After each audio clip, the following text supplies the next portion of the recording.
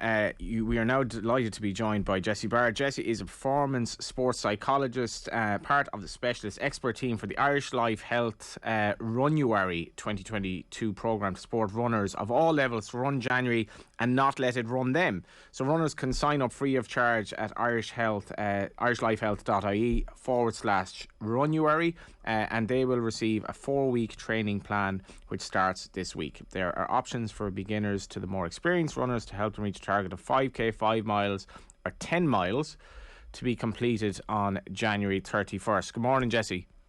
Morning, how are you? Have you already been for your run this morning? I haven't. I wouldn't look this fresh, I'll tell you. If I had already been for my run, I'd be laughing in my face. I said I'd wait until after I'd spoken to you guys. Yeah, so as part of this, we're looking at kind of different people throughout the next 4 days just to advise on, I guess, to better yourself in January and into the year. From your perspective, what's this all about? And obviously there's a good reasoning behind it. Yeah, so I suppose I joined the Runuary campaign last year, so I was delighted that they decided to bring it back again this year, because I suppose, look, this time last year when we started it off, we were all in a position that lockdown was still relatively new. We had gotten into exercise, but maybe some people had fallen off from it as the pandemic had went on. And I suppose the pandemic has been going on so long now that all the novelty of, working from home, exercising from home, all that kind of we're in this together has kind of worn off. So we kind of felt it was a really nice program to get people back exercising and feel like they're part of something. And I suppose the reason we started in January is because it's always the time of New Year, New Me, and people are setting New Year's resolutions. And look, I think if any of us have ever set a New Year's resolution before, we know they don't tend to be very successful for several reasons. So, one reason might be you have this big goal and no plan or no kind of idea of how you're actually going to achieve it. So with Runuary, we provide, if getting back into running or getting fitter is your goal, we've provided a training plan. So it's taking the thinking out of it, it's giving you a plan and you just go and follow it. And I suppose, it's removing one of those barriers. We have a lot of barriers to achieving those New Year's resolutions. And one of them is, I don't really know how I'm going to do it. Or you might go hell for leather in the first week and start to kind of lose motivation. So I suppose from our point of view, we're trying to help people to kind of set new habits, set new goals, not call them resolutions, maybe more like intentions, new intentions for the year. I'm going to intend to start introducing running back into my life. Because, the research says that people who did start running during the pandemic, those numbers have dropped, and we'd love to see people getting back involved again, because it's just such an easy, accessible type of exercise. What do you think are the main, you've touched on a few of them already, Jessie, but what are the kind of pitfalls for people who maybe have either fallen out of the habit or who are taking up for the first time and going out the front door and without maybe have a plan and just trying to do 5k without ever having done 5k before? What are the kind of things that you've seen people fall down on that they can try and avoid, that people can try to avoid in the next week or two? Yeah, I suppose the first thing is lack of goal setting. Just going out with this overall goal, I'm going to start running, but not really thinking about the how. How am I actually going to achieve this? Where am I going to fit it into my life? What time? Do I know, how long I'm going to run for? Do I know, how to warm up properly? So, removing and not having those kind of hows, not having those plans can be really, really challenging, because then you're just going for a run aimlessly. You just walk out your door and then you say, okay, I know there's a 5k loop near my house, I'll just do that. But, with this plan, we provide, build up of training. So it's, it's not just you go out and run 5k. You might be one day you do a certain amount, maybe it might be intervals the next day. And I think that's one of the things, is providing that plan that people don't really think about. They're not really thinking long term, how is this going to fit in? You're just thinking of January and then not really that long term. So I think goal setting and not thinking about the really specifics of how I'm going to actually achieve my goal. What are those little steps that I need to do to make sure this is actually more likely to happen? And then thinking about the barriers to that goal as well, I think is really important, because if you've never ran before, if you're not really fit enough to run 5k and then you try to run 5k and it feels awful, is that going to be off altogether? So, or maybe you've been injured before, so you need to rehab an injury first. There could be different barriers to, or maybe it just gets darker earlier, so it's not really that appealing. So, what are the barriers that might be in the way of you achieving this goal, and how can I overcome them? And sometimes those barriers can become a little bit of excuses. I know for me, if it's very cold, it's very easy to turn around and go back inside and wait till maybe a warmer day, rather than just wearing warmer clothes and just kind of getting on with it. So yeah, I think goal setting and recognizing those barriers is really easy first step. It's something we can all do without, any real expertise. It's just sometimes thinking a little bit in more detail about what it is I actually want to achieve this month. I think as well, Jessie, if it's cold, you can always say to yourself, well, I could run in this, or I could run in 40-degree heat in Qatar or something like that, and this actually isn't that bad. Psychologically running, I ran a small bit when I was younger, and I was saying to Rod earlier on the show, got into cycling last year, the psychological stuff that goes through your head on this passage when you actually are running. Could you explain that to people? You're obviously an ex-Olympian in 2012, but for somebody who's going to take up this 4-week program and gradually he or she gets into the 5k, the freshness of the air, be it in a rural thing or an urban setting, for me it can be fascinating psychologically. Yeah, look, I suppose it's one of the few times that we have very few distractions. Like you probably, you might go for a run and you listen to maybe a podcast or you listen to music, but that internal dialogue, that self-talk that's going on can get quite loud when you're running, because suddenly you're quite in tune to all this kind of internal feedback that you might not be paying attention to when you're working and you have distractions of TV and people. And when you're out on your own running, you really are listening to yourself and what that self-talk sounds like. And I think it's a time we realize how negative it can be. If you're hurting, you're much more aware of that. You're thinking, oh my God, my lungs are burning. Oh my God, I don't know if I'm going to keep going. I'm only at 3K. How am I going to get to 5K? And it can be kind of a battle sometimes to get through it, and it can be really tough. And I'm not going to lie and say it's really easy and it's really easy to overcome, but knowing that it's really normal. Those negative thoughts are quite normal. They're not anything other than a thought, and you can just entertain it and say, yeah, my legs are meant to be burning, my lungs are going to be hurting because I haven't put them through this stress in a long time. So kind of rationalizing the thoughts rather than kind of going with them and let them be the reason you stop. Because it doesn't feel that comfortable to run most of the time. I was a runner for a long time, and most of my sessions I felt really uncomfortable, and I was having that internal battle in my head. And it was, reminding myself of why I'm doing it. Why am I putting myself through this hurt? What is my end goal? What is my why? What's the motivation behind this? Because otherwise it's very easy to give into those negative thoughts and think, you know what, I've done 3K, I'm hurting too much, I'm just going to walk home. Yeah. What was the reason I actually set out to do this 5K loop today? What's my reasoning, and are these thoughts really going to be enough to let me stop today? And Rod, January 1st is a great way to assess things, and I guess people will go to the gym and they'll realise that there is a kind of a no pain, no gain element to life, that actually you do feel great afterwards. Yeah, but I think Jessie's right. I think the mistake people make, and a couple of years ago my mate was getting married and he wanted to get into running, and I run a bit, and he said, I'll go out with you one day, and he gave up after 2K because he hadn't run he played football and he'd given up, and he just, he wasn't able to do it. Did he get married? He got married, yeah, and the wedding went ahead, but his running career, I don't think he ever went out again. He didn't last. I'm not fast, he just didn't. What he should have done was the couch 5K or Runuary, and he should have started with kind of walk a minute, run a minute, built himself up to that point. But instead, he tried to do 5K. Off That's the a key point, Jessie, isn't it? Like every day, you be ambitious, but be realistic with your goals as well. That's it. Look, we've probably all heard of that idea of SMART goal setting, and one of them, the A, is making your goal achievable or attainable. If you go out, you've never ran 5K without stopping before. If you say, I'm going to go out and run 5K now, or if you've never run at all, why would you set yourself 5K? That's actually quite long. So why not?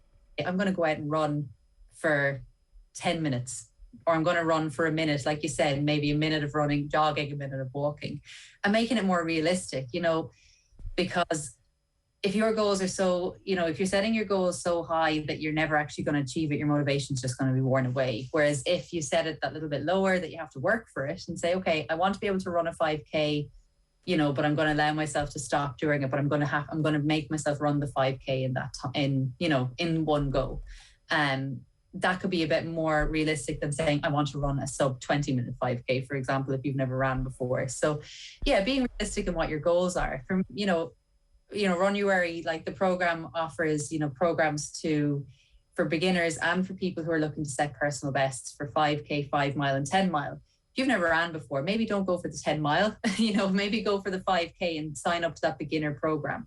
Or maybe sign up to the 5 mile if you want to challenge yourself. But again, that beginner program, because January is not that long. It is only a month at the end of the day. So, maybe you want to be looking more long-term what that goal is, and not saying, okay, by the end of the month, I'm going to be able to run a really fast 5K. Maybe your goal can be, I just want to be able to run a 5K and only stop a handful of times. That's a more realistic goal. How do you feel about stuff like Strava? Like, I mean, you've obviously come from a performance background where you probably monitored every time you ever did up until a certain point, and then when you're running for fun, I'm sure you probably still have an element of that. You better not be talking Strava down here, by the way. I'm not going to. No, I mean, Johnny Ward is one of the most impressive Strava accounts I follow. Some people love, I love it. I love coming back from a run or a cycle and looking at what I've just done and stuff like that. But then some people might find it quite pressurized. You look at other people you follow and they're doing amazing things. Like, how seriously should people take that side of things? Because I mean, a lot of people would have got watches for Christmas, and everyone has a phone. You can track everything you do, but you should be doing this for fun as well. Yeah, and I suppose, look, I think there's nothing wrong with all those, fitness wearables and things like Strava. I use Strava myself, but, for me, having come from the background that I do, I don't post. I use Strava to, especially for when I'm doing new routes, to see how long it took me and to see what my speed was. But when I post it, I switched the option to just have it for me only. Okay. Because I was, I didn't realize when I signed up to Strava, I actually first signed up to it last year when I started Runuary, and I didn't realize that when you posted things, other people could just start randomly following you the same way on social media. I thought it was just an app for me. And, I was getting these kudos and likes and thumbs up after. Sorry, Jessie, the whole point is to show other people how great you are. That is the whole point of Strava. Not when you're as unfit as I was at the time. I know the feeling. I was doing it just, like, I might turn it on when I was going for a walk with the dog just to see how long that route was, if I was kind of doing a bit of a record. Jessie's very slow today. Yeah, and I was kind of thinking, oh my God, are people giving me kudos for going for a walk? So I discovered the option to just have it for only me, because at the end of the day, this running is only for me. If your goal is to kind of, if you're being competitive with it, or you have a kind of a group of friends, and it's kind of, sometimes it can be motivating to see, okay, well, they've already done theirs today. Great, I'm going to go out and do that. I'm going to make sure I do it. Or maybe you see what other routes that people have used. If you're okay with that, that's great. But for me, I didn't want the pressure of other people seeing, oh God, she's running for 5K, because, obviously I used to be a runner. So for me, I'm doing it for me at the moment. But it depends, again, what the purpose of you doing it is. And as for the fitness wearables, I think tracking your progress is really important, because if you're seeing progress, it's obviously going to give you confidence. It's going to increase your motivation, but don't rely on them too heavily either. Sometimes it's important to see how you're feeling, rather than kind of, I know people have things like Whoop and that Way ring. I'm not even sure how to pronounce it, but sometimes people can kind of, wake up and see, okay, I'm not that recovered, so today is not going to be a good day running wise. And actually just maybe going by reading your body signals, how do you actually feel, could be important too. Now, I'm old school. I'm wearing a gold watch. I don't wear fitness wearables, so I'm probably the wrong person to ask about these. But I think tracking is really important for the purpose of, seeing if you're actually progressing towards a goal, and if you're not, changing maybe the approach that you're using. But if you're finding it's actually just adding pressure, or not making you feel good, then maybe using that at a different stage, or using it in a different way, I think it's important too. Yeah, it's a really interesting question, Rory, because a lot of cyclists say, your cycle didn't happen unless you put it up on Strava, and because I never knew one from the other. Like, psychologically, there is an element of that, and I've some really embarrassing stories about certain Strava segments. You go out on an exceptionally windy day and you hope you might hit a PB because it's 60 kilometers an hour, you're going to get blown off the bike. But a lot of this is, as you say, Jesse, if you strip all that away, it's about mental health and physical health and your own personal well-being as well. Forget about what people are looking at. Yeah, exactly. And look, I suppose the purpose of Runuary is not competitive. So signing up to Runuary, but then you're putting up all these amazing times on Strava. Okay, it can be competitive. You can make anything competitive. Obviously, I always tend to do that. But I suppose Runuary is more to encourage people to just get back into running and rediscover running. So if you're quite a competitive, person, or someone who's a very experienced runner, and that's kind of what you use it for, that's brilliant. Go. I suppose it's what the reason that you've come to set this goal or join this program is. And like I said, for me, it's just to recreate the habit of running, which I fall out of pretty quickly because I'm not as fit as I used to be, and that can put me off pretty quickly. Actually, on that, sorry, yeah, because I follow some like elite athletes on or ex-elite athletes on Strava. Like, how difficult is it when you were elite athlete, and obviously as you get older, then you're not quite able to do what you were like. But so the balance of maintaining that love whilst at the same time acknowledging your mortality or aging process, I guess. Yeah, look, that was a big transition when I retired, was recognizing that my body is going to change. You know, my body doesn't look the way it did when I was an athlete. It doesn't respond the way it did when I was an athlete. It can't do what I used to do because, and then I have to remind myself, I'm not training 10 times a week either. So I can't expect that. I have to be realistic. But that was a really big transition. And I suppose it's why I actually fell out of running for so long. It was easier to do other types of exercise because I didn't have that direct comparison to my former identity as an athlete. So now I'm far enough away from being an athlete that I can accept that, yeah, I'm not fit now, but I've also chosen that and my life looks very different now. But initially I probably didn't run for, I'd say, a good year and a half. I didn't go for a run after I retired because it was a really hard transition out to kind of recognize those changes that are happening. Yeah, and just later on in the week, tomorrow we'll have nutrition with Daniel Davey. He's the nutritionist for Leinster, Dublin, GA, etc. And then Thursday, Robbie Cannon, Shane Lowry's S&C coach, and how to get moving. I've said this a million times as well, Jessie. There are so many things we are really good at, we would love to do, we just haven't done them yet. That's it. You know, I think it's our beliefs is what holds us back more than anything. Like, I actually started doing some boxing classes. Now, no one's punching me back. I'm only punching a bag. But like, it was something as an athlete, people still laugh at me if I should, like even my friends or I showed my family my boxing gloves that I bought, and they think it looks like, you know, those foam fingers that you get at a concert because my arms are so skinny. And I would have always been I wouldn't have been very aggressive. It would have been probably a flaw that I would have had when I was an athlete. I didn't have enough aggression and upper body would have been an issue. So the idea for them of me doing something like that is absolutely comical. And it probably would have held me back for a long time. But I went and tried it and I was like, you know what? Who cares if I'm not that good at it? I really enjoy it. And I think, you know, we do have these beliefs that like, oh, I'm, you know, this kind of limiting beliefs that I've always been a runner, so that's the kind of exercise I should always follow. But I suppose I'm not really trying to be an athlete anymore. I'm doing things to keep fit. I'm doing things, like you said, to look after my mental health and well-being. Does it matter that good anymore? Not really, you know? And I think it's what that belief is, you know, what's the belief that's holding you back and where does that come from? And often it is just something we just, you know, if you actually challenge it, you probably have a really good reason for why that belief is kind of holding you back. Jessie, just the one thing I fall down on the most is trying to, I kind of say I'll go for a run this morning and then I kick it to the afternoon and then it's the evening and it doesn't happen and it's gone. How do you kind of, what tricks do you use to kind of carve out that little window for what you want to do on a daily basis, and what kind of, again, like what are the things that people need to look out for to make sure that they don't kind of let it slide but you know, and just not do it in the end? I do the exact same thing.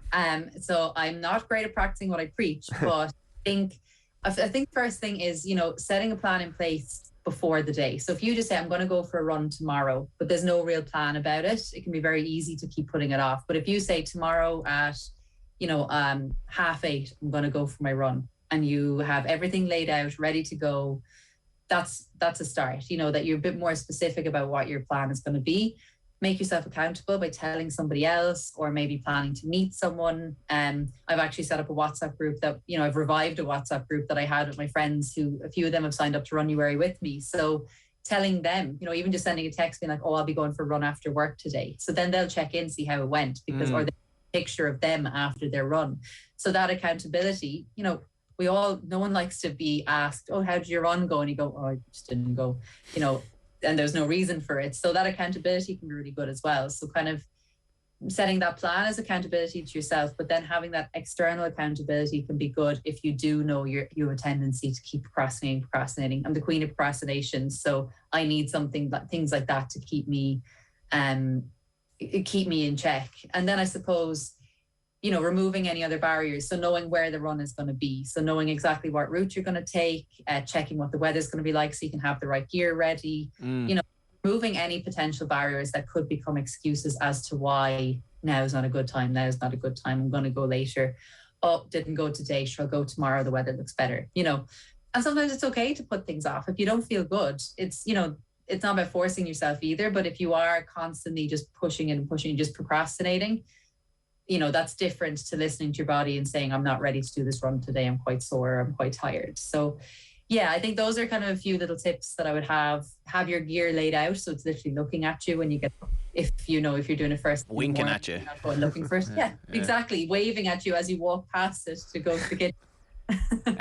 Procrastination can obviously ruin the nation. Jessie, thanks a million for that. Thanks, Jessie. Thank you very much, guys. Thanks for having me. Happy New Year to Jessie. And anyone can sign up for Runuary free of charge at irishlifehealth.ie / Runuary and get their 4-week training plan. We have to thank Jessie. We have to thank Cathal for coming in. Like, got the coffees, people may not have noticed, but Cathal went presumably up to the 5th floor to get the coffees. Yeah, big moment for them all. Huge contribution to the morning. Got to share that last half an hour. I might go for a run now. Yeah, genuinely, if you're listening to Jessie there are so many things that, don't put it off. Just give it a go, give it a week. In this case, give it 4 weeks if you can, and check out the website because you might go into February feeling far better than you did going into January. We hope that you feel better than you did at 7:30 this morning when the show started, Rory. That was the first Off the Ball AM of the year. Yeah. Thanks for coming in. Thanks Ross Tierney tomorrow. Yeah, looking forward to it. Absolute top prospect. Thanks to Rudd. OTB AM is brought to you by Gillette. Good morning start with Gillette. Put your best face forward with their new and improved razors.